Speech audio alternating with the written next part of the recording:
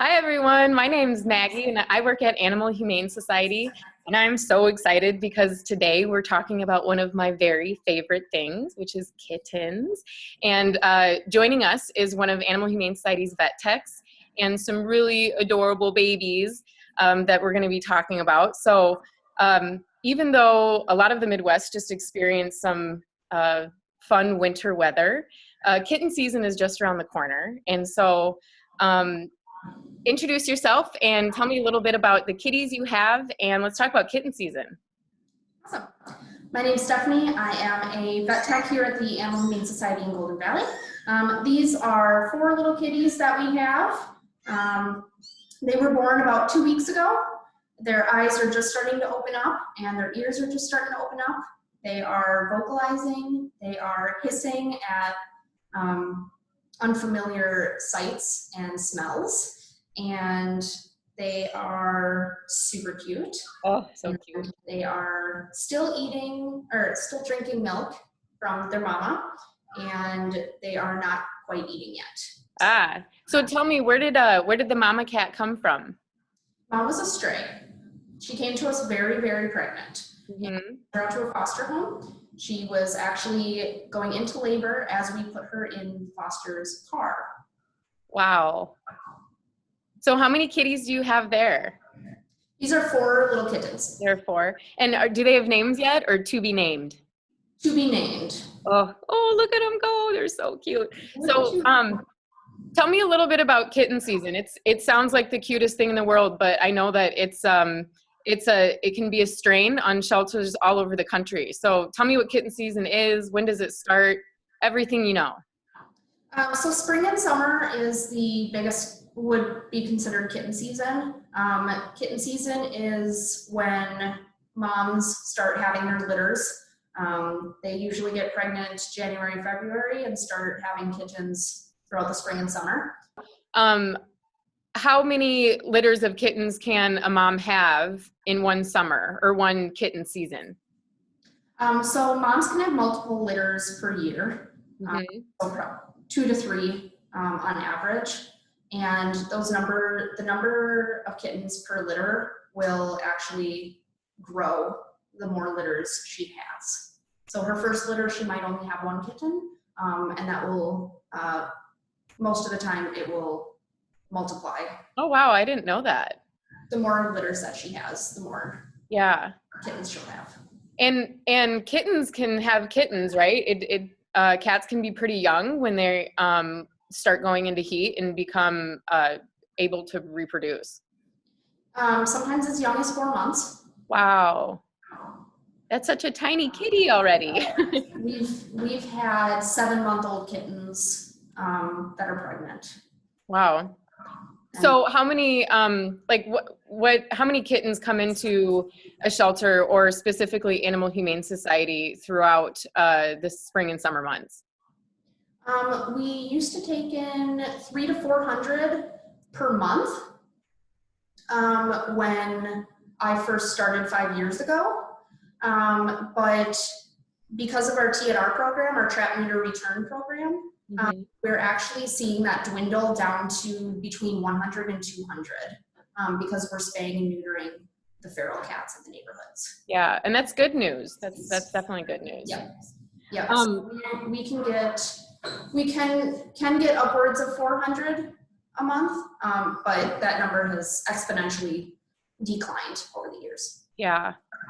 So if someone were to find a litter of kittens, under their porch or in a shed in their backyard, what is your recommendation for what to do if someone were to find adorable babies like that? My recommendation, if you find kittens, would be to look out for mom first. The best thing for them is mom. Mom's milk, mom's care, mom's warmth would be the best for the kittens. So look around, see if you see any evidence of mom, and then check back in a couple of hours. Mom will a lot of the time leave them and go look for food. So if you can come back to the area in a few hours and they're still sleeping soundly, and they look well fed, mom is probably in the area and mom is what's best for them. If mom does not come back, or if the kittens appear sick or thin or dehydrated, then take them in immediately. The real defining point for kittens and whether they're going to survive is going to be if they are warm enough to eat. Oh, got it. So they will not eat and they will not thrive if they can't stay warm. And at that age, they cannot produce their own body heat on their own. Oh, wow. So I've heard before that kittens are an especially vulnerable animal that comes into the shelter, especially when mom is gone. So what does AHS do when an abandoned litter of kittens does come into the shelter? How do you provide immediate care, and where do they go? So immediately we want to make sure that they are hydrated, eating, drinking. Before we send them out to foster, we want to make sure that they're in a position to be sent out to a bottle baby foster. We want to make sure that they're healthy enough to be taken care of by someone in their home. And we can provide more critical care here in shelter. If we think that they are not healthy enough for your average volunteer foster, we will send them home with an employee overnight.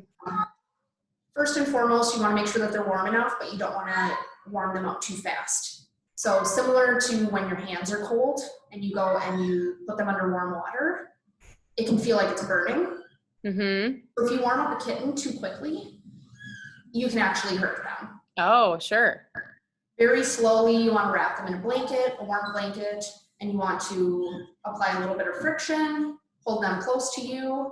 A lot of the time, we will make a makeshift wrap out of a towel, and we'll actually walk around with a kitten attached to us. Oh, sure.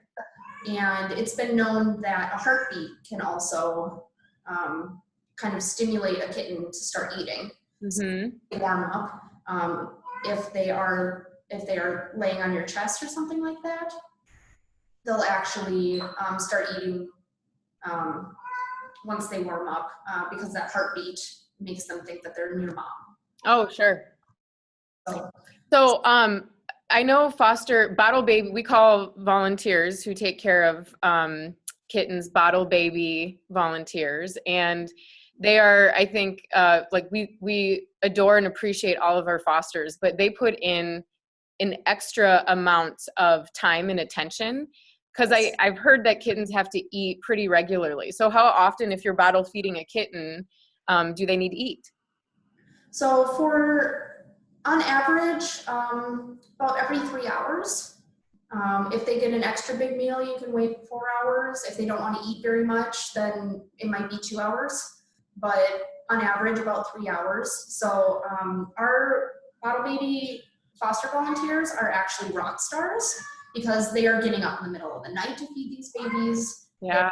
A lot of the time they're working from home, so they're taking breaks in their workday to take care of these babies, and they are moving their life out of the way to take care of these super vulnerable little babies. Yeah, that's amazing. So I can actually hear Mama Cat in the background. I hear yowling a little bit. She's probably wondering where her kids are. So I'm just going to ask you a few more questions, and then we'll let the kitties get back to their mom. But so I think a lot of people wish they had your job, the ability to work directly with animals and provide them the care you do it's pretty incredible and so rewarding. And so if somebody wanted to go into animal care and become a vet tech like you, what do they do? Well, personally, I did a vet assistant course, and I worked my way up here. A lot of people do start as vet assistants and work their way up to vet techs. There are schools out there that you can go to be a vet tech, and schools out there that you can go to be a vet assistant. We also have a lot of hands-on training here. So at AHS, so we do often start people out as vet assistants and then move them up to vet techs after about a year or so. hands-on experience. Yeah. And shelter medicine, unlike, like a private veterinary practice, you see so much variety. And I know that you are truly practicing life-saving work. And for everyone who works at Animal Humane Society, y'all are our heroes, and it's amazing to see what you do. And we're fortunate that we get to tell your stories, but I mean, really, you're the main characters in a lot of them. So I just want to say thank you for your work. Yeah. Okay, so one other question, because everybody's got to ask: are you a cat person or a dog person? Used to be a dog person. I'm now a cat person. Yes, yeah. Okay, and then one other thing I just wanted to mention. So I'm wearing a Walk for Animals t-shirt, and our Walk for Animals this year is going virtual. We're still hosting it on Saturday, May 2nd, and we're asking our fundraisers to lean in now more than ever, because the funds raised through the Walk for Animals, really, they go to support Steph's work and the kittens that you see in front of you here. And we really couldn't do what we do if it weren't for our community of supporters. I know, Steph, it sounds like you are fundraising for the walk right now. Yep. Oh, that's awesome. Yeah, that's great. So, my goal. Yeah. Oh, that's great. So if you want to learn more about the Walk for Animals and how to get involved, visit walkforanimals.mn.org. And I again want to just give a very special thank you to Steph and this little family of kittens in front of us. We really appreciate you taking time to chat with cat lovers and animal lovers out there. And thank you again. Yeah, you're very welcome. Thank you for having me. Yep. Have a good day. You too.